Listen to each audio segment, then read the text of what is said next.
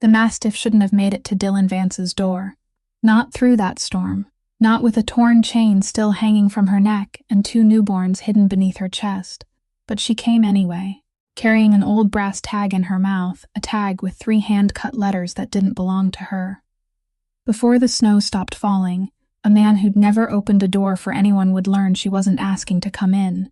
She was asking him to answer for something. February came down hard on Providence that morning, blowing off Narragansett Bay in white sheets until the windows of the old house on Vinton Street looked scrubbed with bone dust.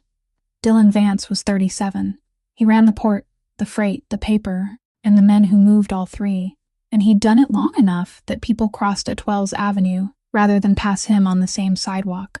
Black hair combed back, gray eyes that priced a room before they ever warmed to it, a thin scar under his left jaw, the remnant of a blade from a rival Boston family's failed hit 5 years ago, turned pale when the cold got into it. Dylan Vance wasn't just a businessman. He was the undisputed mafia boss of Federal Hill, the man who controlled every illicit container slipping through the Providence docks, and whose silent nod decided who breathed in this city. He wore a black wool overcoat cut by a tailor who never asked questions, and his father's cracked Patek, still keeping time as if the years hadn't ever tried to take it. He remembered the name of every man who owed him money. He couldn't remember which drawer his mother kept her house key in. He was there because it was the 14th of February, and 3 years ago that morning, Rosalind Vance had died alone in a hospital 11 minutes from where he'd been standing, with his phone buzzing 6 times in his coat pocket, while he handled something that couldn't wait. He still woke with his right hand closed around a phone that wasn't there. At 6 minutes past 9, 3 scratches came at the back door. Not hard, not even uncertain. Scrape. Pause. Scrape. He didn't move. The wind had been throwing branches at that house all night. Then came a sound that wasn't wood, and wasn't weather low, torn, and pitched somewhere underneath the storm. He opened the door. The cold hit like a fist. On the step lay a Neapolitan Mastiff, black as a closed fist. 130 pounds of her curled into an arc, not to keep herself warm, but to break the wind for something underneath. Ice locked her folds. Her legs shook. Her eyes didn't. Around her throat, the fur was rubbed to nothing in an old ring where something had been too tight for too long. She didn't bark. She didn't beg. She looked at Dylan Vance the way a soldier looks at the last officer left standing. And when she lifted her chest 1 inch off the boards, he heard it small, thin, and impossible in all that snow, crying, 2 of them. Dylan had heard men cry, beg, bargain, and break. He'd never once heard anything like that, and it stopped him cold in his own mother's doorway.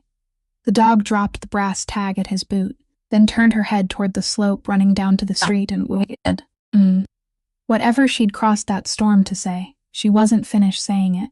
If a story about loyalty, second chances, and the people the world decides not to listen to means something to you, do us a favor and hit that like button. Share it with someone who needs a little hope this week.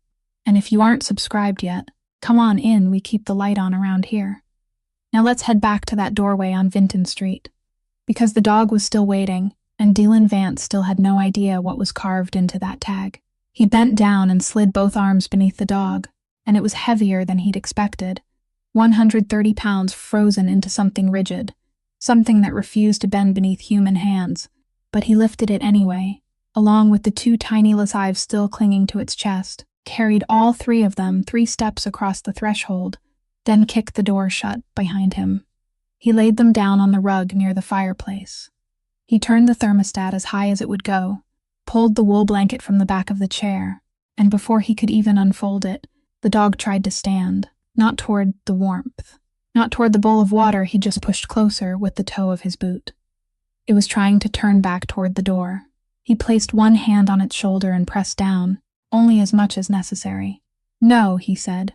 "You're running." It collapsed onto the rug, not because he was stronger, but because there was nothing left in it.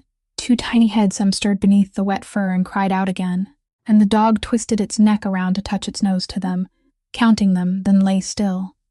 Dylan turned back toward the brass tag lying on the floor. He picked it up between 2 frozen. It was so cold it hurt. The front bore machine engraved lettering, perfectly even and professional, the kind any clinic would order in bulk. Riverbend Veterinary. He turned it over. The back hadn't been done by a machine. 3 letters had been cut by hand, with an engraving punch, a small hammer, and the patience of someone who had nowhere urgent to be. The final stroke, the V, had been driven too deep, so deep that the brass had risen along both sides of the groove, the familiar flaw of a hand that always put all its strength into the last blow, afraid the mark wouldn't be clear enough. The kitchen seemed to close in around him. He had seen that same flaw on another tag 20 years earlier, when he was still a boy standing beside the dining table in this house, and his mother hadn't looked up from her work.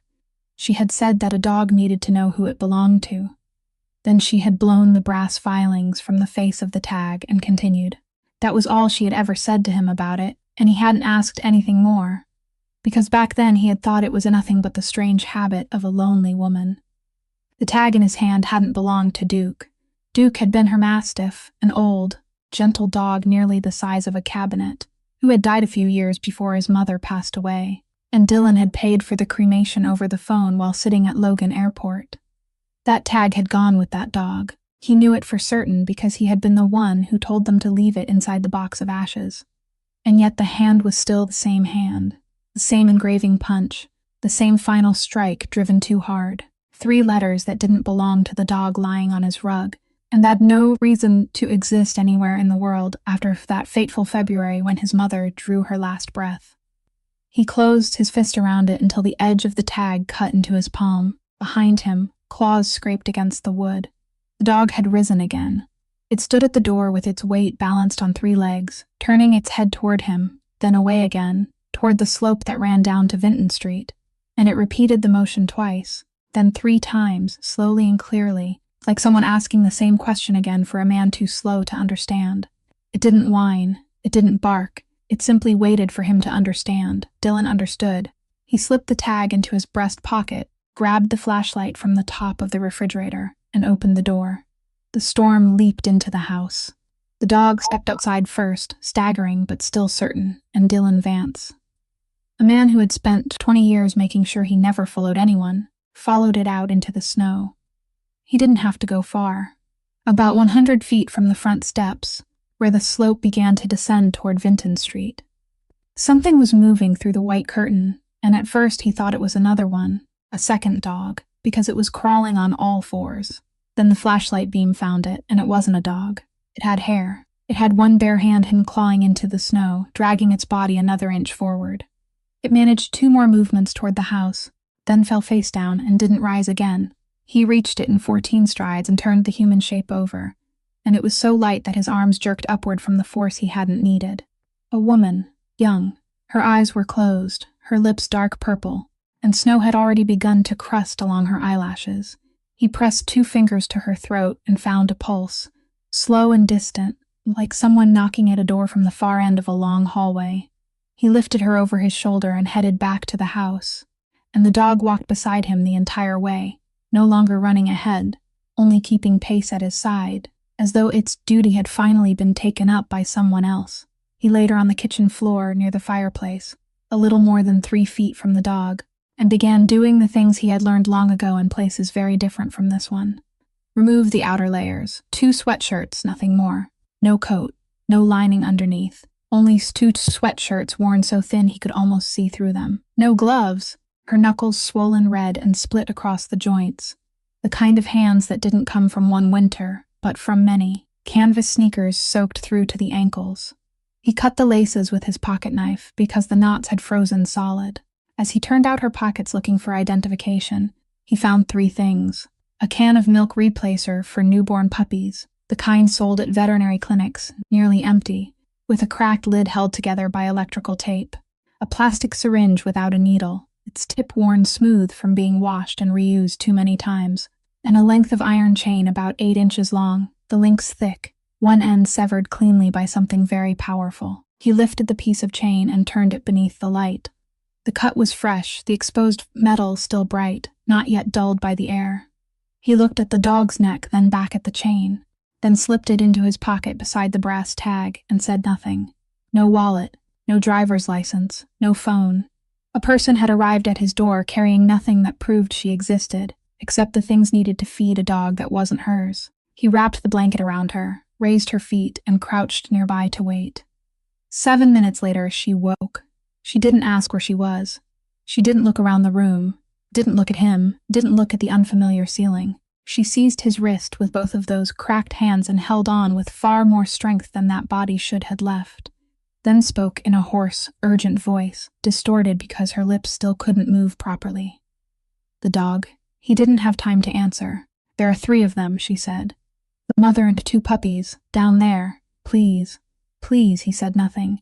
He only tilted his head toward the fireplace. She turned her face in that direction, and Dylan saw the exact moment she understood. It didn't look like relief. It looked like the last cord inside her had finally snapped. Her face twisted, not beautifully, not quietly, and a sob tore out of her that sounded like something breaking. The cry of someone whose death sentence had just been overturned after she had already finished reading her final words. She tried to stand and couldn't, so she crawled. She dragged herself across the wooden floor on her elbows, the blanket slipping behind her, and those 5 feet were longer than the entire slope outside. When she reached the dog, she laid both hands over its enormous head and collapsed forward, forehead against forehead, weeping into the black fur that still hadn't fully thawed. She counted the 2 puppies with her fingers, touching each one in turn, and only then did she allow herself to breathe out. The dog didn't move. Then it lifted its head for it and then licked her face. Once, only once, before lowering its head back onto the rug and closing its eyes. Dylan Vance stood in his kitchen with the pocket knife still in his hand and watched the 2 creatures who had nearly died outside lie against each other, as though it were the most natural thing in the world, as though they had done it many times before. He had thought the dog had come here alone. He had been wrong. He waited until her crying quieted, then asked in an even voice. The voice he used when asking questions whose answers would decide what happened next. "What's your name?" She didn't lift her face from the black fur. "Naomi," she said. "Naomi Ward." She managed to sit up after about 10 minutes, leaning her back against the leg of a chair, and began looking around, and Dylan watched her do it. She looked at the old cast-iron stove. She looked at the yellowed wallpaper.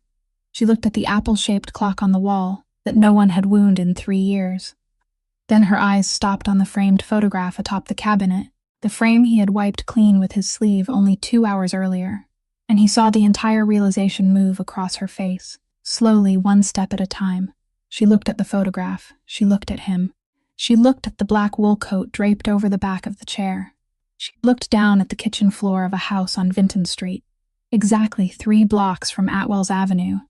And Dylan knew precisely which name had just fallen into place inside her mind, because in Federal Hill there weren't many possibilities. People didn't need to read the newspapers to know the name Vance. They only needed to grow up here. She remained silent for a long time. Then she pulled the blanket from her shoulders and began trying to stand. "I'll leave," she said. "Just let me take them with me." Her knees gave way halfway up, and she had to catch herself on the edge of the table.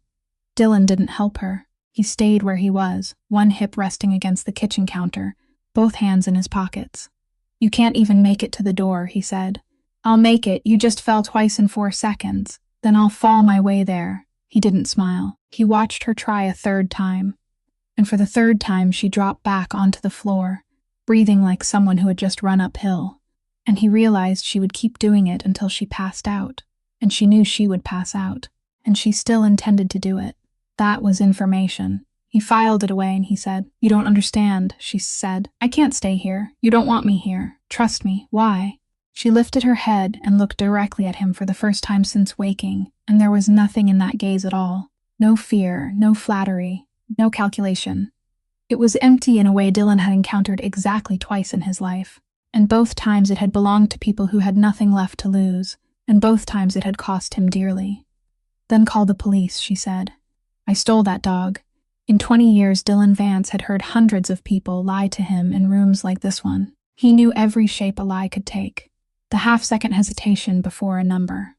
The way people added details where no details were needed. The way they looked to the left. He had built half his career on reading the distance between what people said and what they were praying he would believe. But this woman confessed before she had even been accused. No defense, no mitigating circumstances, no story. She tossed it onto the floor between them like an empty wallet and sat there waiting for him to pick it up. And that unsettled him in a way a lie never had, because with lies he knew what to do. "You just confessed to me," he said. "Yes." You didn't ask whether I was going to call. You'll call, or you won't. Me asking won't change anything. People usually bargain. People usually still have something left to bargain with. She said it without bitterness, without drama, merely stating it like a weather forecast, and that was when Dylan understood his problem. He had no leverage. He had never stood in a room where he had no leverage. This woman had no home, no car parked outside, no wallet, no phone, no one he could call, nothing he could take away from her. Everything had already been taken. That was the only weapon she carried, and she had placed it on the table before he could even ask. "Who did you steal her from?" he said. She didn't answer at once. She turned her head toward the dog breathing on the rug, and Dylan saw her hand tighten around the edge of the blanket. "From a place the police won't touch," she said. Outside, the wind shifted and hurled a fistful of snow against the window pane. Dylan took the brass tag from his breast pocket and placed it on the stud table between them, the back facing up, the 3 letters turned toward her. "Riverbend," he said. Her face went white, and this time it wasn't from the cold. Dylan asked no more questions. He pulled out his phone, scrolled down to a name he hadn't called in 7 years, and pressed it. The phone rang 4 times. The voice on the other end was rough with sleep and irritated at being awakened. "Who's this, and Sal?" "Dylan Vance." Silence. Then the sound of blankets being thrown aside. "Your mother's house, how did you know?" "Because you only call me from that number when something is about to die." 30 minutes. "Don't touch her." 40 minutes later. A pickup truck older than the apple-shaped clock on the wall crawled up the slope of Vinton Street, rammed through the mound of snow in front of the gate, and Sal Ferraro climbed out, 68 years old, a hunting coat pulled over his pajamas, cursing without pause from the street all the way to the kitchen door. Cursing the snow, cursing the city, cursing the Providence Department of Public Works and every generation of its bloodline, then falling silent in the middle of a sentence when he saw what lay on the rug. He sat down as his bag knelt beside her, and for the next 20 minutes he didn't say a word to anyone. He worked. He listened to her heart. He inserted a thermometer, watched the number appear, and showed no reaction. But Dylan saw his shoulders sink nearly an inch. He pinched the skin at the back of her neck and counted how long it took to settle back into place. He ran his hands along each leg.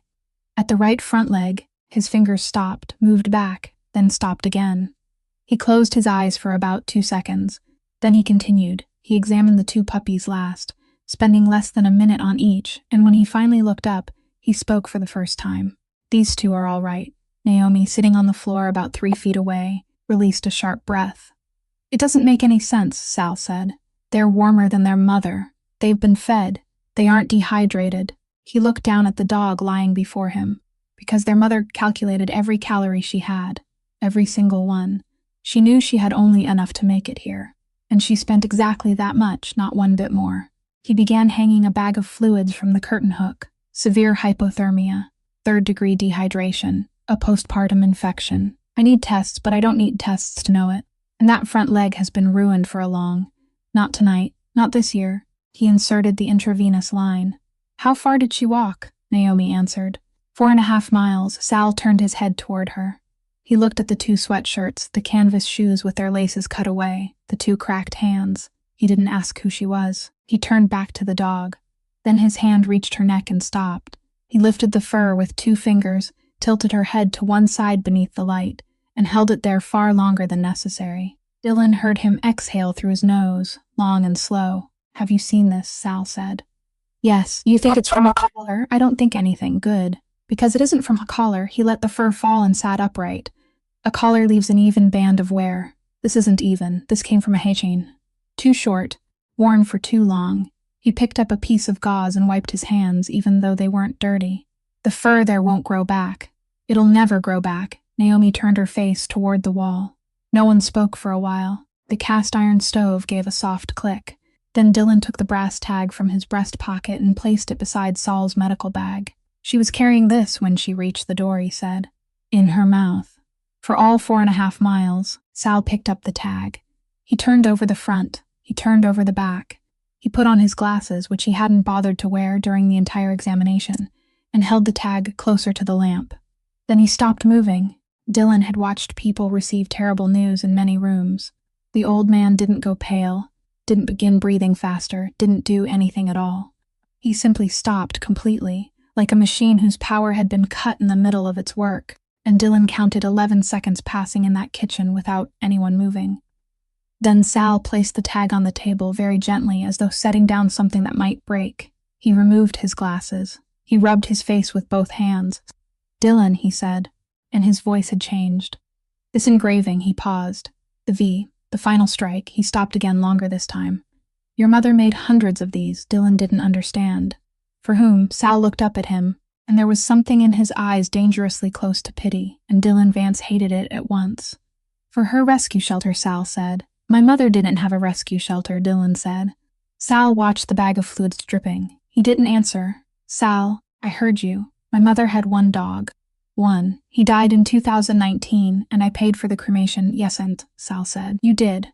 He adjusted the clamp on the intravenous line, slowly, doing something that didn't need to be done. "Vinton Street Rescue," he said at last.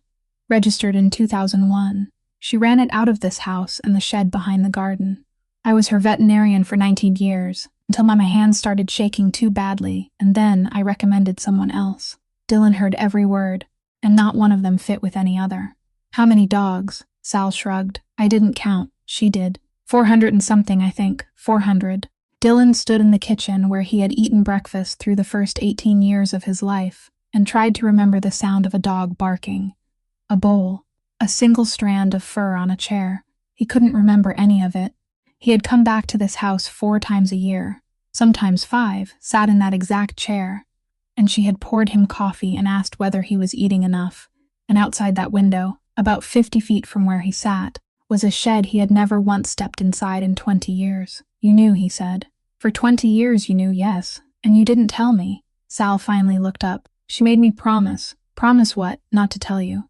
Not to mention it. Not to let you find out." He said it in the voice of a man who had rehearsed the words in his mind for years, and still didn't like the taste of them. "I argued with her once, in 2012. I told her the boy had money, that he could buy her a proper heater for that shed. She stood up from the table and didn't speak to me for 4 months. Dylan placed both hands on the tabletop. He didn't tighten them. He didn't make fists. He only set them down, fingers spread, like a man checking whether the table was real. "Why?" he said. Sal didn't answer. "Sal. Why?" The old man lowered his eyes to the dog, and Dylan saw his jaw move once. Then he shook his head very slightly, not in the way of someone who didn't know, but in the way of someone saying, "I'm not the one allowed to speak those words." The kitchen fell silent. There was only the sound of the fluids dripping and the wind outside. Then, from the floor beside the fireplace, Naomi spoke. She wasn't looking at anyone. She was stroking the dog's head in a steady rhythm, and her voice was so tired it was almost calm. "Because she was afraid of you," she said. Dylan turned his head. "What did you say?" "Not afraid in that way," she said. "I didn't know her. I'm only saying what I see." Her hand stopped. "At the place where I used to work, some people brought dogs in and then stood outside smoking because they couldn't bear to watch. Not because they didn't care. Because they cared too much, and they knew they would do something. People hide the things they love from the people they know will take action." She shrugged. "Had she told you, you would dealt with it. Maybe she didn't want it dealt with your way. You are a man of blood and iron, Dylan. If she had told you Julian Reeves was abusing her dogs, you wouldn't have filed a lawsuit. You would have ordered his execution and had his body dumped in the Narragansett Bay. She hid them because she wanted to save those animals, but most of all, she wanted to save your soul from carrying another body to your grave." In 20 years, no one in any room had ever said anything like that to Dylan Vance. People told him what they thought he wanted to hear, or what they believed might keep them alive.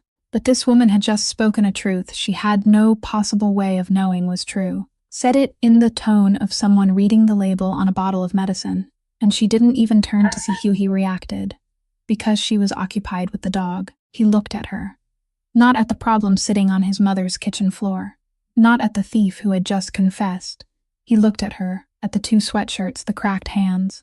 A person who had arrived at his door carrying nothing but supplies to feed a dog that wasn't hers. Sal packed up his bag, gave a few instructions about the next round of fluids, and said he would return in the morning. The door closed. The sound of the pickup faded into the distance. Dylan stood still for a very long time. Then he raised his head and looked at the ceiling, at the exact place where he knew there was a trapdoor and a folding ladder. He hadn't opened that attic in 3 years. He didn't open the attic that night. He made coffee, set a cup on the floor beside her, sat in the chair across from her, and said one word, Riverbend. Naomi held the cup in both hands and didn't drink. She watched the steam rise. Riverbend Veterinary, she said. On Interstate 95, near the Warwick exit. A private clinic with an operating room, a boarding ward, and even a community assistance program. They take in dogs from small rescue shelters that have closed. They take pictures. They post them online. Everyone loves them. She took a sip. The owner is Dr. Julian Reeves, 52 years old. His name is on a brass plaque in the lobby of the University Veterinary Hospital. He called me his daughter for 3 years. What did you do there, technician? I had a state certification. I held veins, administered anesthesia, kept records. She lowered the cup. I kept records. That was a problem. Outside, the wind changed strength. In the late autumn of the year after your mother passed, I entered a euthanasia case. A female dog. End-stage kidney disease, according to the file. I signed the box for the witnessing technician. I didn't witness it, but everyone signed that way. It was a bad habit, and I had that habit. She stopped. 3 weeks later, I saw her, alive. Inside a kennel, in the rear ward, the ward where 3 people had keys, and I wasn't one of those 3. The same defect in her leg. The same scar. I knew that dog. Dylan didn't move. I pulled the records from the previous 6 months, she said. 31 euthanasia cases for chronic illness. 31 bodies recorded as having been sent for communal cremation. 31 crematorium invoices that I checked against the provider, and the provider had only 14. She looked up. Dogs don't die at Riverbend. Dogs only disappear from the paperwork at Riverbend. You reported it just before that winter set in. I followed every proper step. I filed a complaint with the State Veterinary Board. I attached 11 pages of records I had photographed myself. I used my real name, my real address, my real phone number, because I thought that was the honorable way to do it. She gave a very brief laugh, and there was nothing inside it. 6 weeks. 6 weeks until what? 6 weeks later, they found 2 vials of ketamine in my locker. There was camera footage of me opening that locker because it was my locker, and I opened it 8 times a day. There was no footage of anyone putting them inside. Reeves called the police himself. He cried while he made the call. She turned the cup slowly against the floor. I wasn't prosecuted. There wasn't enough evidence. But the board didn't need criminal evidence. The board only needed an open investigation. They suspended my certification.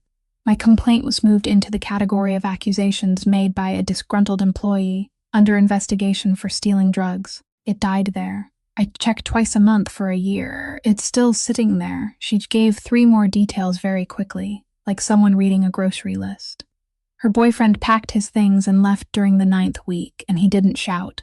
He only said he had never expected her to be the kind of person who would risk an entire career over a few dogs. She lost her apartment in Cranston in March, and she had slept in a 2004 Corolla for 14 months, in the parking lot of a supermarket open 24 hours a day, because the lot had lights and restrooms and no one chased her away. Then I went back to work for them, she said. Dylan looked up. What did you say? Not Riverbend. Another facility in the same network. They hired people by the shift, paid cash, and didn't ask about certifications. I needed the money, and I needed to get back inside. She looked at the dog. I didn't save her because I'm good. I saved her because I had nothing left to lose. Those are 2 different things. He was about to ask another question. He opened his mouth, and the question was already there. A question about the network, about the other facility, about the kennel in the rear ward. But Naomi looked up at him first, and something in her face had closed. You listened very carefully when I talked about the dog, she said. You didn't listen when I talked about myself. He didn't answer. Don't worry, she said, turning back toward the rug. Neither does the rest of this city. Sal returned at 9 o'clock the next morning, with 2 fresh bags of fluids and a handheld scanner that he tossed onto the table with the rest of his equipment, then promptly forgot about. The storm had eased. The light coming through the kitchen window was white and flat, leaving nowhere for anything to hide. The dog was a little better, well enough to raise her head when he walked in, and Sal merely grumbled at her not to get too confident. He wanted to give her another round of fluids. The vein in her rear leg had been exhausted the night before, so he told them to roll her onto her right side, and Dylan knelt to hold her shoulder while Naomi held her head, and Sal took out the clippers. The sound of the blade seemed very loud in the silent kitchen. He shaved a square patch on the inside of her left front leg, blew away the fur, and wiped the skin with alcohol. Then he stopped. He didn't say anything. He only lowered the desk lamp and stared at the newly exposed skin, while his thumb moved back and forth over one spot, twice, 3 times, slowing with every pass. Dylan followed his gaze. Against the gray skin, about the width of one finger joint from the vein, there was a thin white line, old and straight, the kind no one could have seen while the fur still covered it. Beneath it, the skin rose in a slight mound. Sal placed 2 fingers over the swelling and pressed gently. "This chip has migrated," he said. He paused. "There's scar tissue over it." No one spoke. Naomi was still holding the dog's head and didn't turn around. Dylan stared at that white line and felt something very old and very familiar rising in his chest. Something he had learned to close off and put away when he was 19 years old. And he closed it off, put it away, and said nothing. Sal didn't say anything else either. He found a vein, inserted the needle, secured it with tape, hung the bag of fluids from the curtain hook, and did all of it with hands that were perfectly steady. And only after he had finished did he reach for the scanner on the table. "I brought this along just in case," he said. "When a chip migrates, it's usually damaged. The reader can't pick it up." He switched the machine on. It gave a brief beep as it started. He passed it over the dog's shoulder. Nothing. He tried again, more slowly, moving in a zigzag pattern. Nothing. Naomi drew in a breath and held it. Sal changed direction, passing the scanner lower, closer to the armpit, an area where a chip had no business being. The machine beeped. No one breathed. Sal turned the screen around. He narrowed his eyes. He reached for his glasses, put them on, and read the 15-digit number glowing against the blue display. He read it 3 times. Then he handed the scanner to Dylan without a word, took out his phone, and called Sh Registry, whose number he had known by heart for 20 years. He read the number aloud. He waited. The kitchen was so quiet that Dylan could hear the woman on the other end, her tiny distorted voice repeating the information. Saul didn't ask her to say it again. He didn't thank her. He simply stood there, with the phone pressed to his ear, completely still. And Dylan had seen the old man freeze that way only once before, the previous night, when he had picked up the brass tag. Sal ended the call. He removed his glasses. He didn't look at Dylan. He looked at the dog. "The chip was registered a year before your mother passed," he said. "Registered owner." He paused for a very long time. Rosalind Vance. The apple-shaped clock on the wall wasn't running. It hadn't run in 3 years. Dylan could hear it not running. "Registered address," Sal said. 41 Vinton Street.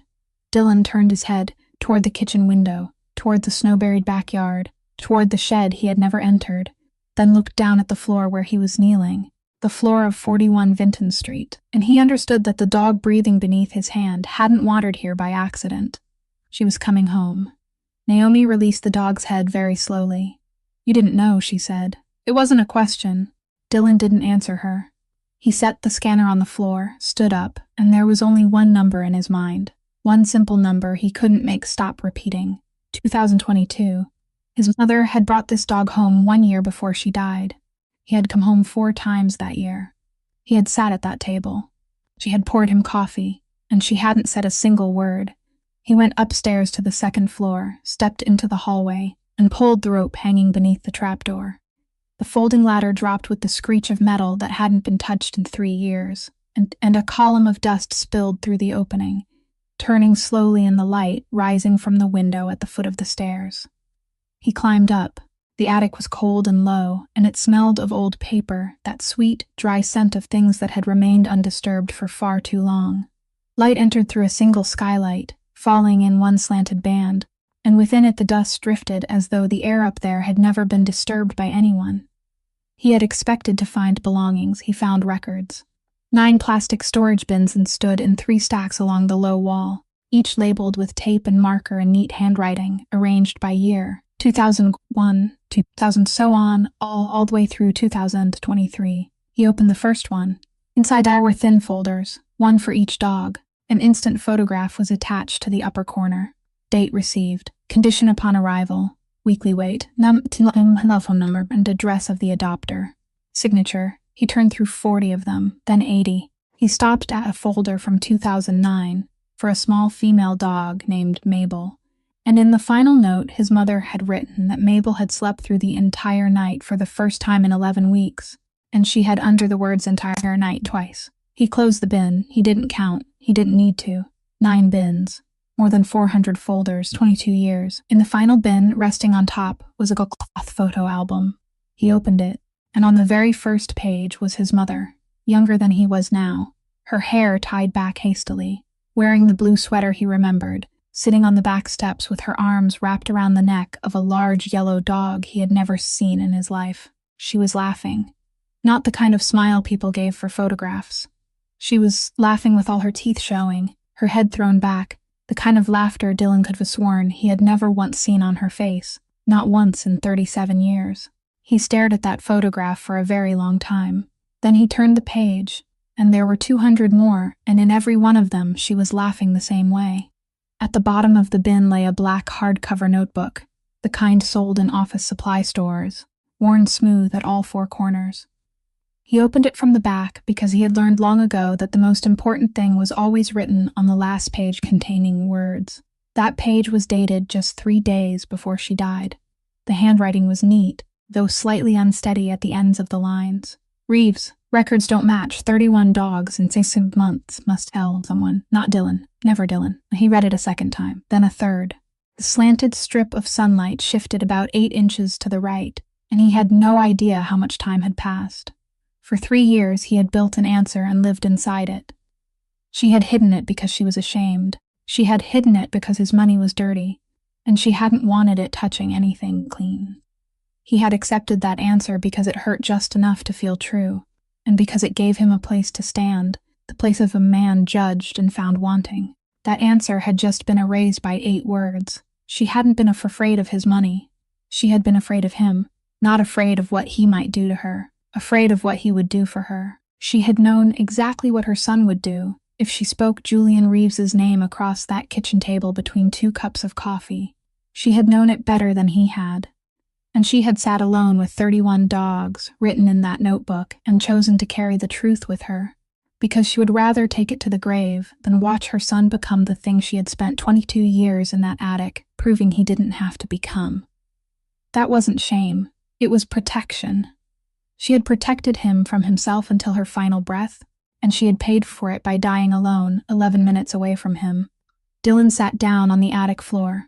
Dust clung to the knees of his expensive trousers. He didn't cry. He didn't strike anything. He didn't make a sound. He only sat there with the notebook open across his lap, and for a very long time, he simply didn't breathe. He opened the notebook again and worked backward toward the front, searching for the name, and found it in April of 2022. One line, written like every other line. Female mastiff, approximately 1 year old, recovered from the parking lot behind the church on Chalkstone Avenue. Right front leg damaged before intake. Name, Bruna. Beside it, in parentheses, his mother had written 3 words. She isn't afraid of me. He closed the notebook and sat still, and then he remembered that she had died in February, and that the bins ended in 2023. And if she had cared for 400 dogs, then someone must have done something with the ones that remained. He searched through the final bin. At the bottom, tucked inside a plastic folder she hadn't labeled because she hadn't been the one to place it there, were 7 sheets of paper. He carried them downstairs to the kitchen and spread them across the table. State of Rhode Island animal transfer forms, dated exactly 5 weeks after the funeral. They stated that the rescue facility at 41 Vinton Street had ceased operations because of the owner's death, and that all remaining animals had been transferred to a licensed veterinary facility for continued care and adoption placement. The receiving facility's name was typed in capital letters, Riverbend Veterinary. The second page was a list. 19 Zims. He read through every one of them. Bruna was on the 4th line. He turned to the final page, to the space reserved for the representative of the transferring party, and there was a signature. It slanted sharply, written quickly, in blue ink, and the last stroke had smeared as though the paper had been pulled away before the ink could dry, or as though the hand signing it had never intended for anyone to read it. Dylan stared at it for a long time. He didn't recognize it. He knew only one thing, and he knew it absolutely. It wasn't his signature. No one had given him this document. No one had called him about 19 dogs. During the 5 weeks after his mother died, he had sat through 3 meetings, flown to Baltimore twice, and signed approximately 60 documents, and none of them had been this one. He placed the paper down and pushed it toward the center of the table. "Look at this," he said. Naomi rose from her place beside the fireplace and came over. She bent over the second page. She read the first line. Then she straightened so quickly and stepped half a pace backward, and Dylan saw her entire body go rigid from the shoulders down. "What?" he said. She didn't answer. She bent over again and began reading from the beginning, more slowly this time, and one hand rose to her mouth, and Eve watched her finger move down the list, stopping at every line. "Naomi, I know them," she said. Her voice was very small. "What did you say? I know them." "All of them." She looked up, and all the color had drained from her face. "I started at Riverbend just 2 months after that transfer date. This group of 19 was the first intake I ever processed. They all arrived on the same morning. I remember because I had never seen anyone transfer 19 dogs at once." She pointed at the paper with an unsteady finger. "Perry, Mabel. This one was named Otis. He was deaf in one ear. This one." Her finger stopped on the 4th line and remained there. "They kept this one in the last kennel in row B for 4 months. I fed her. I knew her before I even knew there was a rear ward. I called her by the name in the records because I thought it was her real name." Dylan looked at her. "You knew her for nearly 2 years. Yes, you told me you stole her. I did steal her." She pulled her hand away from the paper. "Then, 6 months later, they moved her out of row B. I asked where she had gone. They told me she had been adopted. I believed them. I wanted to believe them. I had 34 other dogs to feed that day, and I believed that answer because believing it was easier." She looked toward the rug beside the fireplace, toward the creature breathing there. "I left her behind once already," she said. "You asked why I crawled 4.5 miles through the snow. That's it. That's why. People imagined Dylan Vance worked by walking into a room and standing there. That had been true 20 years ago, when he still had to do it that way. Now he worked through telephones and money, and the cheapest way to learn everything about a man was to buy what that man owed. He made 3 calls that afternoon. The first went to a man in Cranston who specialized in buying stress nubs debts from small businesses and reselling it in bundles for 4 cents on the dollar. The second went to an accountant in Warwick who had once kept the books for 2 clinics and had been abandoned when they changed ownership. The third went to a woman at Providence City Hall whose son's college education Dylan had paid for, and he didn't need to remind her of it, and she didn't need him to. Within 48 hours, he bought 3 of Riverbend Veterinary's equipment debts for a total of $9,000 and became a secured creditor of the clinic itself. A creditor had the right to demand financial statements. A creditor had the right to ask questions. No one had to be threatened, no one had to be touched, and no one could refuse. The documents arrived on the morning of the 17th. He spread them across the kitchen table and read through them all morning, and what he saw wasn't a veterinary clinic. Riverbend was a funnel. Less than half of the incoming money came from medical treatment. The rest came from 9 other facilities spread across 3 states, Rhode Island, Connecticut, and Massachusetts, all paying Riverbend veterinary service fees whose amounts made no sense for places of their size. What Riverbend sold wasn't medical care. What Riverbend sold was paperwork. A dog entered through the back door with no history and no owner. Reeves signed a form declaring it an abandoned animal received by a licensed facility. From that moment on, the dog had an origin. It was clean. It could travel anywhere in the United States carrying a document signed by a man whose name appeared on a brass plaque in the lobby of the University Veterinary Hospital. The 31 dogs his mother had counted in 6 months weren't dogs being killed. They were dogs being laundered. He called Sal over to read with him because there were lines Dylan couldn't interpret. Sal read for 15 minutes, then removed his glasses. "This belongs in a federal case," he said, "not with the state board, not with the Providence police. Federal. Why? Because it crosses state lines. Because money is moving through banks. Because people are signing government documents and lying on them." He pushed the stack of papers away. "Some of those dogs never leave the paperwork, Dylan. They disappeared from real life a long time ago, but on paper, they're still being very well cared for by someone in Attleboro." Naomi sat at the end of the table and said nothing for 2 hours. Then she pulled toward herself the spreadsheet the Warwick accountant had sent. The appendix both Dylan and Sal had skimmed because it appeared to be nothing but a list of codes. She studied it for 20 minutes. Then she set down her pen. "Bruna isn't in any file," she said. "What did you say? The other 19 all have records. Transferred, adopted, or dead. There's paperwork for every one of them. But not her. She came in during March of 2023, and after that, she disappeared from every document for 3 years. She turned the spreadsheet around, but she didn't disappear from this. These are supply invoices, milk replacer, umbilical clamps, newborn scales, ordered on a cycle by the same facility, under the same customer code." She pushed the sheet toward him. "She wasn't merchandise to be sold. She was what produced the merchandise." Dylan looked down at the column of dates. He didn't need Naomi to explain. 6 times, 6 clusters of orders over 34 months, and beside each cluster the date the order stopped. He subtracted 19 days, 16 days, 17, 19, 15, never more than 19 days. He placed the paper on the table and kept his hand resting over it. 6 litters. Not one of them had been left with her for more than 19 days. No one spoke. The cast iron stove gave a soft click. Naomi turned toward the fireplace, where 2 tiny lives were sleeping pressed against the black fur. The first 2 she had ever been allowed to keep beyond 19 days. "You keep thinking she remembered the way back here," she said softly. "She didn't come to your house because she remembered the house. Mastiffs remember a person's scent for 7 years. She came because this was the only place in her life where anyone had ever been kind to her, and when she had nothing left, she went toward the one thing she knew had been real. She slept on the sofa in the living room, exactly 3 steps from the nest, and she woke 4 times every night without needing an alarm." Dylan knew because he didn't sleep. He sat at the kitchen table beneath the desk lamp with the papers spread before him, and each time she rose, he heard the sofa springs, then 3 footsteps, then silence for about 4 minutes, then 3 footsteps returning. On the morning of the 18th, the cast iron stove went out.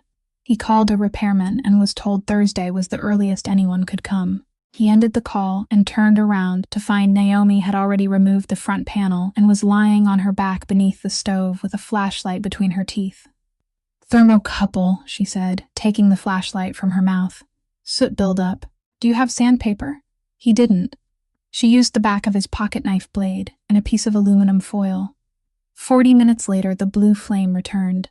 During those 3 days, he also watched her repair the leaking kitchen faucet with a rubber band, realign a cabinet door hinge, and restart Sal's pickup when the battery froze, using some method that involved a length of electrical wire and a great deal of swearing. "Where did you learn to do all this?" he asked. She was wiping her hands.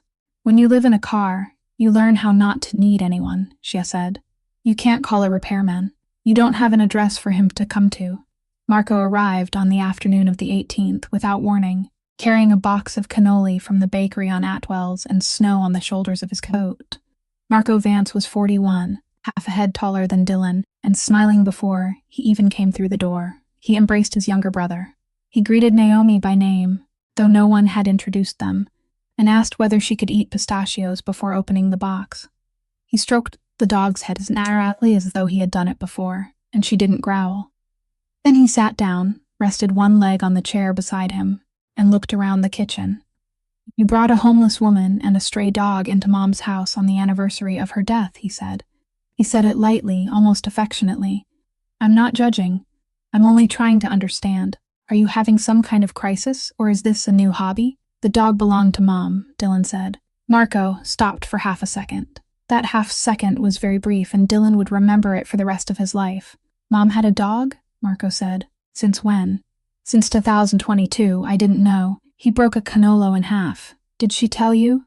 "No, there you go," Marco said, laughing. "She treated both of us equally." He finished the pastry, wiped his hands with a paper napkin. And what happened next happened quickly, cleanly, the way everything Marco did happened. He took out his wallet, counted a stack of bills, and placed it on the table in front of Naomi. 5,000, he told her, still smiling. "Kennedy Plaza is 10 minutes from here. There are buses to Boston, New York, and Philadelphia. You choose." He pushed the money another 4 inches toward her. "I'm not throwing you out. This is a gift. You saved the dog and you deserve the money. I'll take care of the dog. I know a place in Johnston that treats them very well." Naomi didn't look at the money. She looked at Dylan. "No," Dylan said. The entire kitchen went silent. Marco turned his head toward his younger brother very slowly. For 20 years, Dylan Vance had listened to Marco's advice about what to buy, what to sell, whom to trust, and whom to abandon, and he had followed it every time, and both men in that kitchen knew the exact number. Not once had he refused. Marco said nothing. His smile didn't change by even a fraction of an inch. He nodded once, gathered the money, slipped it back into his wallet, stood, kissed Dylan on the forehead the way he had done since Dylan was 10 years old, and told him to eat the cannoli while they were still warm. Then he left. That night, after Naomi rose for the second time, Dylan spoke from the kitchen table. "Why didn't you take his money?" She sat on the floor with her back against the sofa, about 3 feet from him. The stove made a soft sound. "Because that was the 15th time," she said. "You counted?" "Yes. The state board. Reeves's lawyer. My father. My former boyfriend left $400 on the kitchen table. Everyone pays me to disappear, and I keep taking it, and I keep disappearing. And 14 months later, I'm sleeping in an car without heat." She watched the flame. "So the 5th time, I thought maybe I'd stay where I was and see what happened." They sat that way for a long time, 3 steps apart, neither moving closer. Then Dylan said, "Naomi," only her name, nothing more, and he said it without having to think, without checking it in his mind first. She turned her head and looked at him. She didn't say anything. But she noticed, what he still hadn't found was the capital. Riverbend had purchased nearly $1 million worth of equipment a few years back, and there was no corresponding bank loan, which meant someone had put money into it and didn't want anyone to know. He called the accountant in Warwick again and asked a single question. Who were the equity members? It took the man 3 days. On the morning of the 19th, a PDF arrived in Dylan's inbox, and he opened it at the kitchen table at 4 o'clock in the morning while the entire house slept. Riverbend Veterinary Group was owned by a limited liability company registered in Rhode Island called 16 Mill Partners. 16 Mill Partners had 2 members. One was Julian Reeves. The other was a company registered in Delaware called Bayfront Equity Group. Bayfront Equity Group had a single member, another Delaware company called Stonecourt Capital. 3 layers. Someone had paid lawyers to build 3 layers.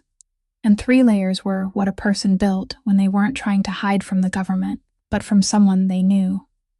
Dylan scrolled to the final page, the controlling equity member of Stonecourt Capital, as listed in the original filing documents, Harborline Holdings Limited Liability Company.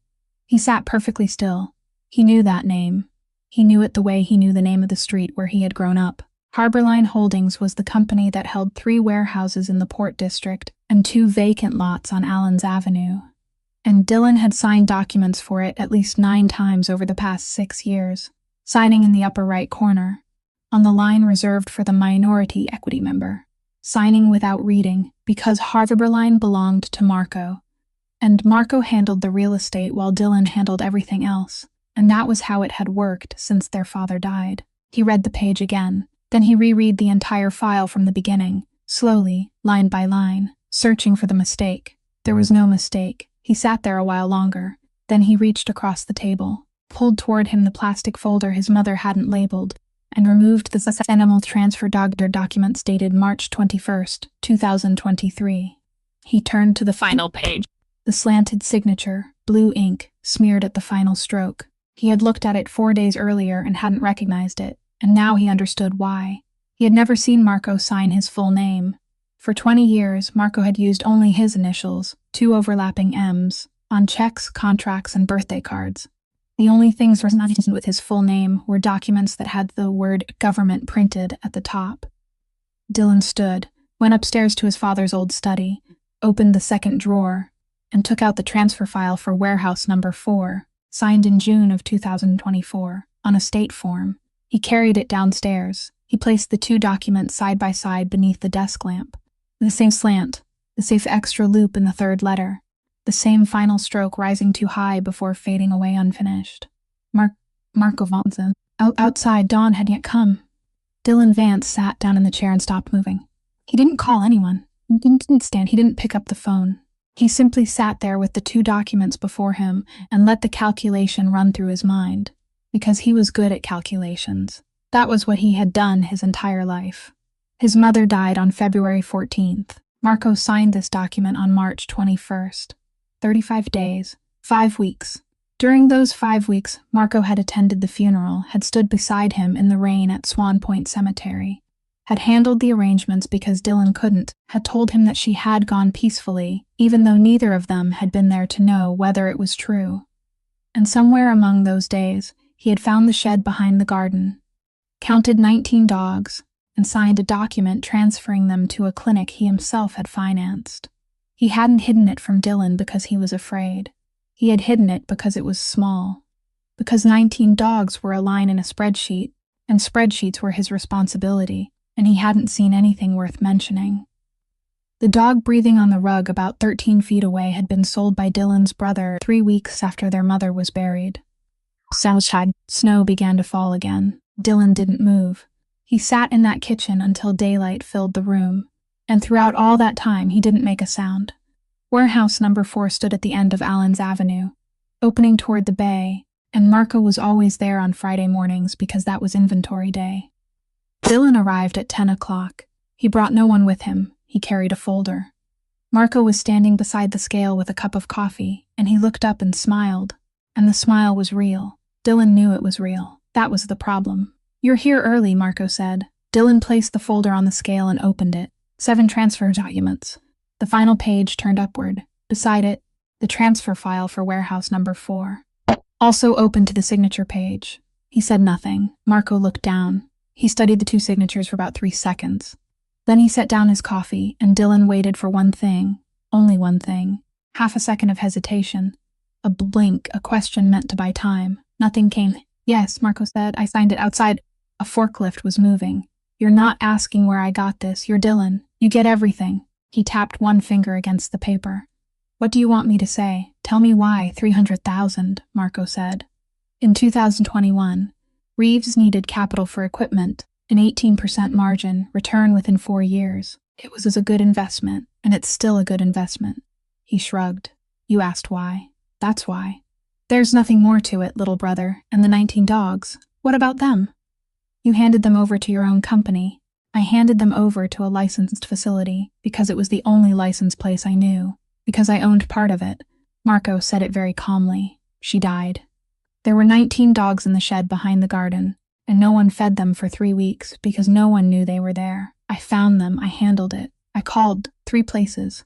2 refused them. The 3rd accepted them. What else did you want me to do? You could have called me. You were in Baltimore," Marco said. "And what would you have said? You didn't even know she had a rescue shelter." He paused. "Neither did I. That's the point you keep trying to step over. I didn't hide anything from you. I didn't know what that shed was. I opened the door, saw 18 dogs, and handled them the way I would handle warehouse stock. Don't turn your ignorance into morality, Dylan. Neither of us knew. The difference is that I was the one who had to clean it up." Dylan said nothing. He looked at his brother and tried to find the lie in him, and he couldn't, and that was the worst part. Marco hadn't killed anyone. Marco had simply failed to look. He had stood before 19 dogs belonging to the woman who had raised him, and seen nothing but a line that needed to be removed from an inventory sheet. "They weren't warehouse stock," Dylan said.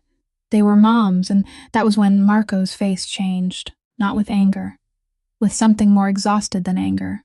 "She raised me too," Marco said quietly. "You remember that, don't you? Dad married her when I was 6. My real mother was gone. She made me sandwiches every morning for 12 years, and she didn't have to do that." He picked up the coffee, then set it down again. "I stood in the rain at Swan Point and cried, Dylan. Do you remember? You didn't cry. You stood there like a post. So don't stand here and talk to me about the word Mom." Outside, the forklift went silent. "Are you angry because of the dog?" Marco said. "Or because you didn't answer the phone that night?" In 20 years, 4 people had said something to Dylan Vance they weren't allowed to say. 3 of them had left the city within a week, and no one ever saw them again. The 4th stood 3 if away, holding a cup of coffee, and telling the truth. That was what Marco had always been best at. He didn't threaten. He was simply exact. Dylan felt it rising inside him. That old thing, the thing his entire life had been built upon, and he realized how easy it would be to hit Marco now, and that tomorrow morning he would wake, and nothing would have changed, and 19 dogs would still be going through the back door, and Julian Reeves's name would still be on the brass plaque, and no one in the world would know what his mother had done for 22 years inside that shed. He had spent his entire life making people disappear. It was the only skill he had, and this time, for the first time, he didn't need anyone to disappear. He needed someone to stay and answer. He picked up the folder and closed it. "You're getting out of Harbor Line," Dylan said, "today. Sell me your share for $1. Get out of Stone Court. Get out of Bayfront. Get out of all of it," Marco laughed, genuinely surprised. Or I do something I've never done before," Dylan said. He turned and walked toward the warehouse door. At the threshold, he stopped, but didn't look back. "I'll talk." He didn't go home. He drove to 325 Washington Street, parked in the visitor section, walked through the front entrance, and told the person at the desk that he wanted to see Inspector Claire Doyle. The person looked at him and asked his name. He gave it. He was told to wait, and Dylan sat down in an orange plastic chair between a man waiting to retrieve his towed car and an elderly woman there to report a stolen wallet, and he remained there for 19 minutes. Doyle appeared at the end of the hallway and stopped when she saw him. She was 44 years old, her hair tied low at the nape of her neck, wearing an old cloth coat, and she had spent the final 6 years of her career trying to bring Dylan Vance into court without ever making it past the first stage. She looked at him for about 5 seconds, her hand instinctively drifting towards her service weapon as her officers fell deathly silent. The mafia boss of Federal Hill just walked into her precinct without a single bodyguard. Then she said, "What is the Don of Providence doing in my lobby without his army of lawyers?" "I don't have one. Then I'm not speaking to you." "You will," Dylan said, rising to his feet. "Because I brought you something, and you'll want to see it before you throw me out." She took him into an interrogation room, not her office, and left the door open, and she didn't invite him to sit. She folded her arms. "You have 3 minutes." Dylan placed the folder on the table. He opened it and began arranging the documents in rows, slowly, as though dealing cards. His mother's black notebook opened to the final page. 7 annual transfer forms dated March of 2023. A chart showing the 3 corporate layers, 16 Mill, Bayfront, Stone Court, and at the end, Harbor Line Holdings. 3 years of Riverbend financial records. The supply spreadsheet with 6 clusters of dates circled in red ink. And finally, the last document, a copy of the complaint filed with the Rhode Island State Veterinary Board in December of 2024, 11 pages, with a real signature, a real address, and a real telephone number in the upper corner. Doyle didn't move for 20 seconds. Then she lowered her arms, stepped closer to the table, and began reading while standing. She didn't sit. She read the Harbor Line signature page twice. She studied the 3-layer ownership chart for a long time. "This is your company," she said. "I own 15%. My brother owns the rest. You signed these." She turned over one sheet, 9 times, 9 times. "You're handing me documents bearing your own signature." Yes. She looked up. "You know this implicates you, don't you, Vance? Do you understand what I'm holding? This is the source of the money. This is the chain of ownership.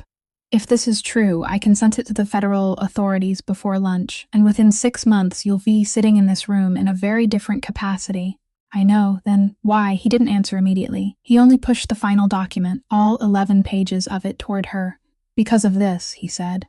Doyle looked down. She read the name in the upper corner, and Dylan saw it happen, that very small moment when her expression changed.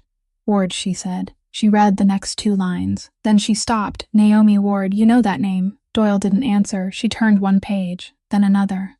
And Dylan knew exactly what she was remembering because he had spent 3 hours the previous night finding it. Shortly after she was set up, he said, "She called this station. She spoke to the officer on duty. It was reduced to a single line and transferred to the civil complaints file. That case was closed after 11 days. Doyle placed the pages on the table. "We dropped her case last year," she said. There was nothing in her voice. She was under investigation by the board for stealing medication. She had no permanent address. The telephone number she left stopped working after 3 weeks. A witness like that wouldn't survive in front of a jury, and you know that better than I do." "I know," Dylan said. She was right. Doyle looked at him. She had been right since December of 2024, he said. "Everything on this table only proves what was already written in those 11 pages. I didn't bring this evidence here to save myself. I brought it so that complaint would no longer be only the word of a homeless woman. Now it's the word of a homeless Met woman, backed by 3 years of my financial records." Doyle remained silent for a very long time. She wasn't moved. Dylan could see that clearly. She still hated him, still believed he was exactly what she had believed him to be for the past 6 years, and she was calculating what this would cost her. "I don't understand you," she said at last. "You don't need to." Dylan tapped 2 fingers against the 11 pages. "You put it down," he said. "Now pick it back up." Julian Reeves knew he had been exposed within 36 hours, and he didn't send anyone to the house, and he didn't call with threats.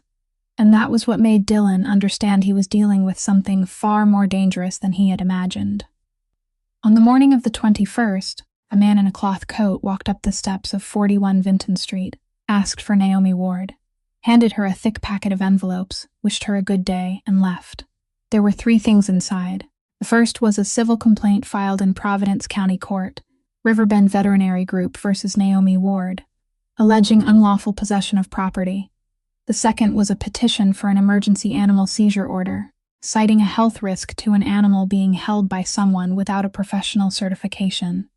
The third was a copy of the notice sent to the City Animal Control Department, with a hearing scheduled for 9:00 in the morning on February 23rd, 48 hours. Naomi read everything in 4 minutes, placed the papers on the kitchen table, and sat perfectly still. "Look at this," she said. "Read the property description." Dylan read it. Riverbend claimed that the animal, a female Neapolitan Mastiff, had been accepted by the facility as an abandoned dog of unknown ownership, carrying no identification device, and had been housed and cared for at the facility's expense ever since. "On this paper," Naomi said, "Bruna is furniture. I'm a thief with a drug investigation in my history. And you're Dylan Vance. And they don't need to say anything more about you. They only need to write down your name." She pushed the papers away. "This is how men kill people. Not with their hands, with forms. He doesn't need to win. He only needs the seizure order. The dog goes back to Riverbend, and then she disappears from the paperwork, like those other 31 dogs, and there's no chip, no evidence, no case left at all. My complaint dies a second time." Sal arrived at 10 o'clock, read the papers, and said nothing for a long while before telling them he had seen this happen 3 times in 40 years, and all 3 times the dog had lost. Dylan sat at the head of the table and said nothing. He looked at the documents and counted. He knew the judge assigned to that hearing. He knew her husband had a loan that was going bad. He knew the exact 3 calls he needed to make, and he knew they would work because they always worked, and his entire life had been built on the certainty that they always worked. Then he thought of the 8 words in the notebook upstairs. Never Dylan. He stood, walked to the drawer, and took out the printed sheet Sal had clipped into the file on the 15th. The chip registry search result. He placed it on the table between the 3 of them. "Read their complaint again," he said. "Read exactly what they wrote." Naomi picked it up. "An abandoned dog, owner unknown, carrying no identification device." "Yes," Dylan said. "They signed that statement." Reeves signed it, filed it with the court. He tapped the printed sheet with 1 finger. The chip was registered on April 11th, 2022. Registered owner, Rosalind Vance, 41 Vinton Street. It was implanted 11 months before that dog ever entered Riverbend. Sal's head came up sharply. "It still scans," he said slowly. "I scanned it in front of 2 witnesses. I called the registry. There's a call log. There's a date and time. We don't need to prove the dog belonged to my mother," Dylan said. "We don't need to win the ownership question. The chip isn't the ownership card." He looked at Naomi. "It's the lie card." She understood before Sal did. He saw the realization pass across her face. "Oh God," she said. "Every veterinary clinic has a scanner," Dylan said. "State law requires them to scan every identified animal at intake. It's the most basic procedure in their profession." Reeves declared to the court that this dog carried no identification device. There are only 2 possibilities. 1, they scanned her, saw Rosalind Vance's name, and still declared the owner unknown, which means they knowingly made a false statement to the court. 2, they didn't scan her, which means they violated mandatory procedure, and every intake record they have created over the past 3 years becomes worthless. He sat down. Both doors lead to the same place. The record they're using to claim this dog as their property is fraudulent. A fraudulent record doesn't create ownership. It doesn't create anything. Sal removed his glasses and rubbed his face. 3 years, he said. She carried that inside her for 3 years. No one spoke. Dylan looked toward the fireplace, toward the creature breathing on the rug, and thought of the thin white scar hidden beneath her fur, invisible unless someone shaved it away. Someone had tried to remove the chip, failed, given up, and left the dog with a 15-digit piece of glass, displaced beneath her armpit, and for the next 3 years, no one remembered it was there, while she carried it through 6 litters, through the chain, through 4.5 miles of snow, all the way back to the very door where it had been implanted. The thing they had scarred her trying to remove was the very thing that would destroy them. "There's one more thing," Dylan said. Rosalind Vance died without a will. All of her property, including her animals, passed to her sole legal heir under Rhode Island inheritance law. He didn't say his own name. He didn't need to. On the night of the 22nd, Doyle called at 7 o'clock and told him she needed him at the station to sign a sworn statement before the hearing began, and she said plainly that she didn't trust him, which was exactly why she needed his signature on paper instead of his promise over the phone. He left at 7:30. Sal had gone home that afternoon, leaving behind a spare bag of fluids and a red medical alert button that he had taped to the cabinet beside the sink, the kind he usually gave to elderly women who lived alone. And he had made a joke about it, and no one had laughed. Naomi stayed behind. She cooked instant noodles. She checked the 2 puppies.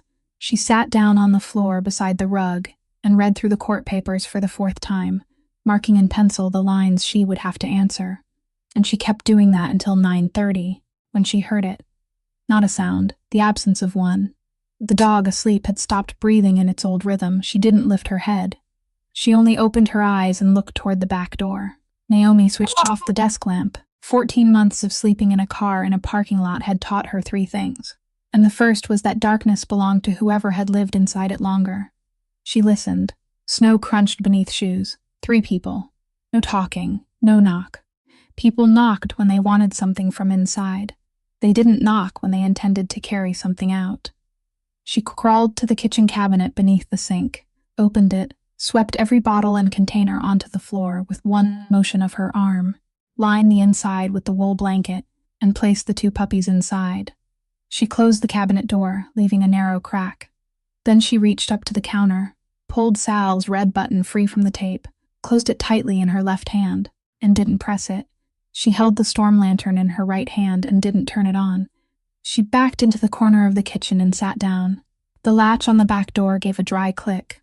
Someone was testing the lock. Then came the sound of metal sliding into the gap around the door.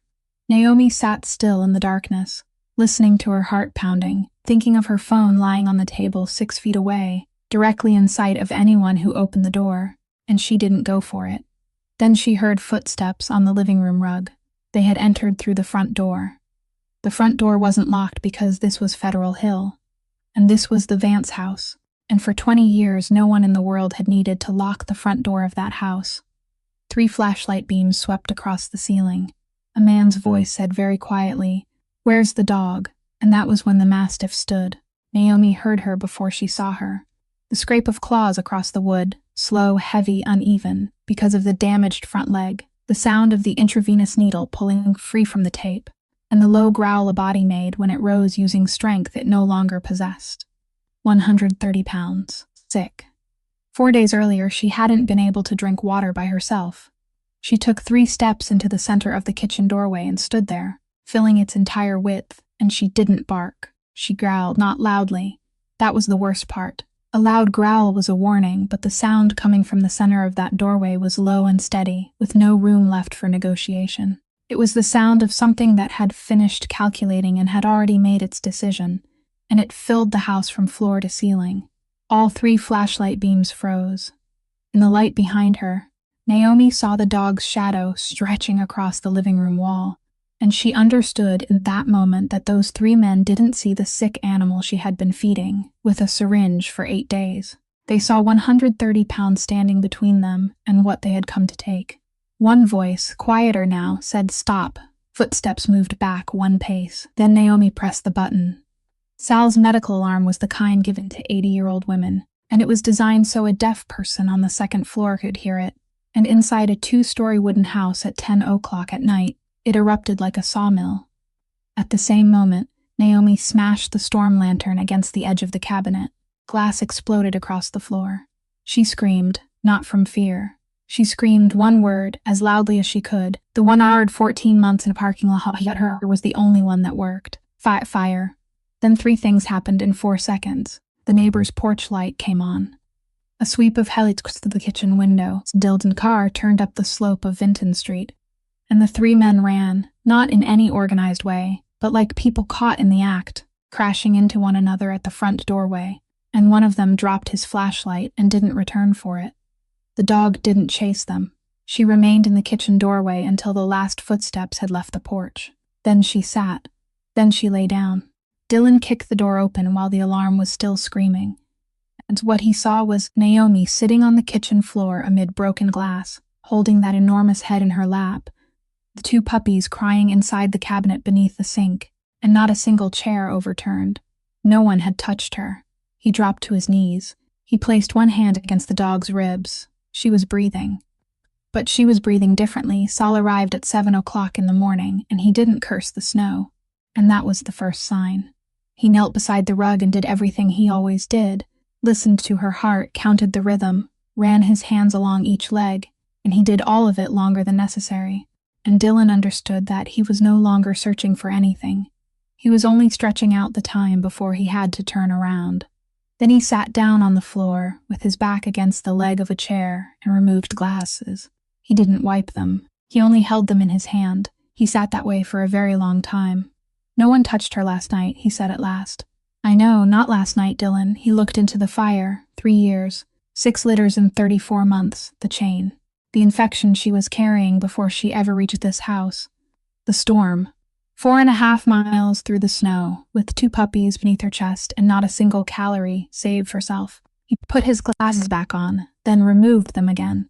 The body has an account. It can borrow. It can borrow for a very long time, but no one forgives the debt. Naomi sat on the floor and said nothing. "She has used it all," Sal said. "She spent everything she had to reach that door, and she reached it. For the past 9 days, she hasn't been recovering. She has been waiting." Dillon didn't ask what she had been waiting for. "She was waiting to be certain," Sal said. Then he stood, gathered his bag, and didn't ask Dillon what he wanted him to do, because they both knew the answer, and he went out onto the porch and stood there alone for a very long time. They spread the wool blanket in front of the fireplace. Not somewhere else. Right there, in the exact place where she had collapsed on the night of February 14th after Dillon carried her across the threshold, on the braided rug his mother had bought at a flea market in a year no one could remember anymore. Naomi lifted the 2 puppies out of the cabinet and placed them against their mother's chest. The dark brown one crawled forward first, foolish and warm, pressing its nose into the place where it always pressed its nose. The smaller blue-gray one moved more slowly, and Naomi had to nudge it a little. The dog lowered her head. She smelled the first puppy, then she smelled the second.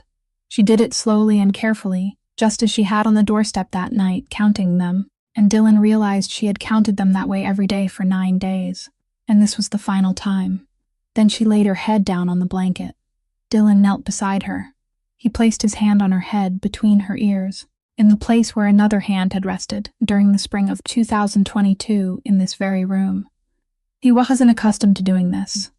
He had never spoken the words he was about to say to anyone, and he said them in a very quiet voice, the voice he used when no one else was in the room, even though there were 3 people there. "I heard you," he said. "You knocked on the door, and this time I heard you." The fire gave a soft crack. "You can go."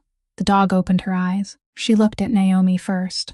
She looked at her for a very long time, at the woman who had cut the chain, who had crawled 4.5 miles through the snow behind her and fallen face down 100 feet from the door, who had fed her with a needleless syringe inside the last kennel of Row B when she had still believed the world operated decently. Naomi began to cry.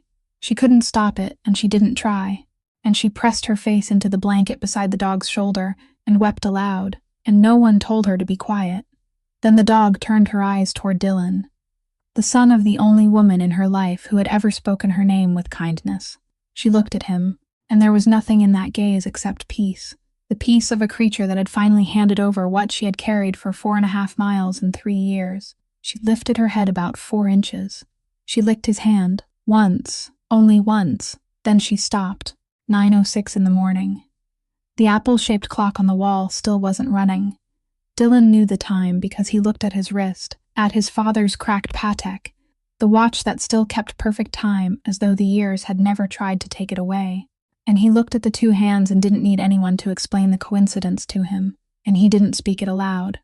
Sal came in from the porch, stood in the doorway, and went no farther. Naomi was still crying. Dylan didn't cry.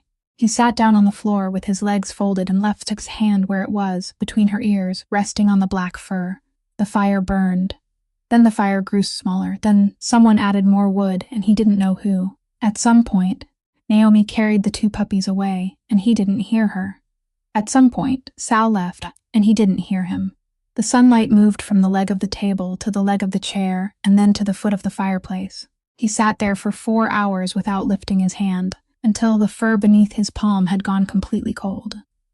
3 years earlier, his mother had died alone in a room 11 minutes from where he stood, while his phone vibrated 6 times inside his coat pocket. This time he had been there. He had been there through all of it. The hearing on the morning of February 23rd lasted 14 minutes. Riverbend's attorney stood and withdrew the petition before the judge could even call the case, because the night before they had received a copy of the microchip register results along with the call log from the registration service, and no lawyer in the world was willing to stand before a court and defend a sworn statement they had just learned was false. But withdrawing the petition saved no one. It had already been filed, and a false declaration submitted to a court didn't simply disappear. Doyle transferred the entire file to the prosecutor's office that same afternoon. 3 weeks later, Riverbend Veterinary closed its doors.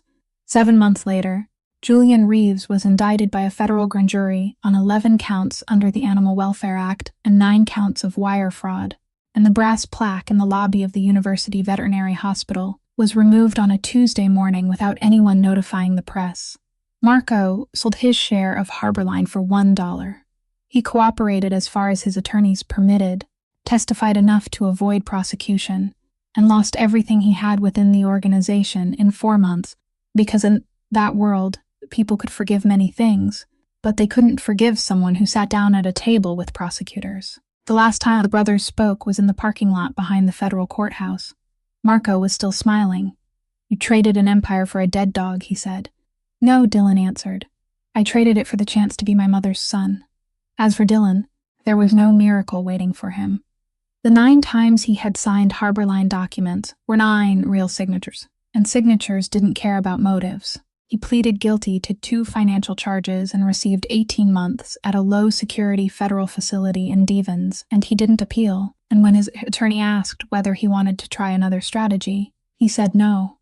The state veterinary board restored Naomi Ward's professional certification the following summer, accompanied by a 3-letter containing 1 sentence that said the board acknowledged the matter, and not a single sentence that said they were sorry. Doyle was more direct. She found Naomi in the courthouse hallway and stood there for a moment before speaking. "You were right from the beginning," Doyle said. "No one listened because you didn't have an address. That was our failure, not yours." During those 18 months, Naomi wrote every week. She didn't write about feelings, she wrote about dogs. The dark brown puppy was named Pepper. She learned to sit in 3 days, then forgot how for 4. The blue-gray puppy was named Otto. He ate 1 shoe in August and ate the other in September to keep things balanced. Sal had returned to work part-time and cursed more than before. The shed behind the garden had a new roof. In her 40th letter, she wrote a single sentence at the bottom of the page. "I'm not waiting for you. I want you to understand that clearly. I'm only still here." "There's a difference," he answered with 1 line. "I know. Stay there." On the warm morning his release date finally arrived. Dylan Vance walked out through the gates at Devens, with no black car waiting, no line of people standing to greet him. There was only a 2004 Corolla parked in the visitor lot, and a woman leaning against its door, and when he climbed inside, warm air poured from the vents. She had repaired the heater. They drove home to Vinton Street. In the front yard, mounted between 2 wooden posts, stood a sign carved by a retired boat builder who had refused payment but accepted cake. Vinton Street Rescue. Established in 2000 by Rosalind Vance. Beneath it, in smaller letters, were the words, "Leave the light on."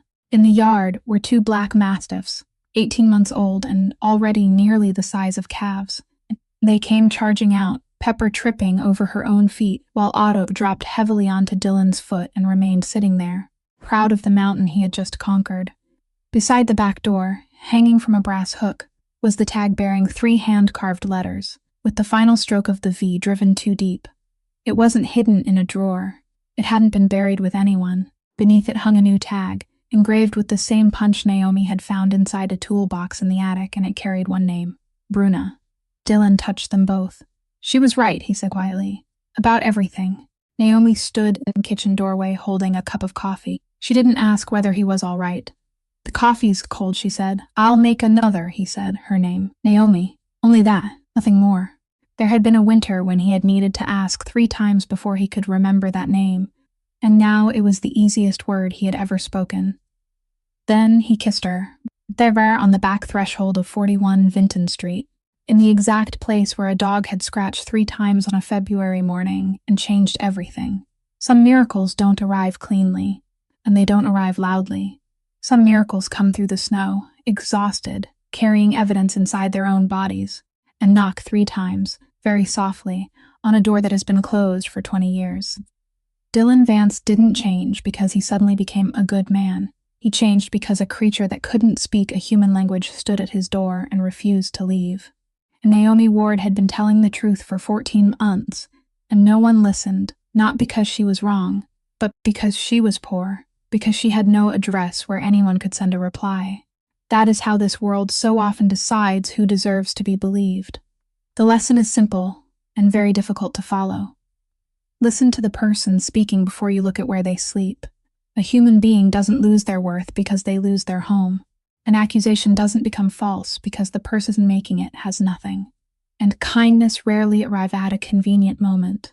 It usually comes when the world is coldest, asks the most from us, and gives us only one chance to open the door. If this story touched you, please press the like button. Share it with someone who needs to hear that they still deserve to be heard, and subscribe to our channel for compelling stories every day. How did this story make you feel? And in your own life, has anyone ever been ignored simply because they had nothing in their hands? Or has there ever been a time when you were the one who failed to listen? Please leave a comment. We truly want to hear what lies deep within your heart. We wish everyone watching this video good health, a joyful life, and peace in every day to come. Goodbye for now, and we'll see you again in the next video.